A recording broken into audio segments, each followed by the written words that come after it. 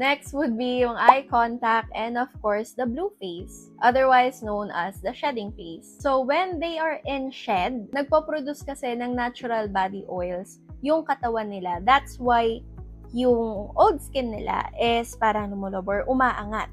That's why nagkakaroon sila ng parang dull colors kasi umaangat yung luma nilang skin in preparation para dun sa bago nilang scales. I hope that makes sense. Lalong-lalo na sa eyes nila. So, during this time, hindi ka nila masyadong kita and medyo visually impaired sila. So, ang sign nito is cloudy, bluish eyes sa snakes. And during this cycle, a snake that can't see is a jumpy snake. So, mas matatakotin sila, mas scared, mas feeling nila vulnerable sila.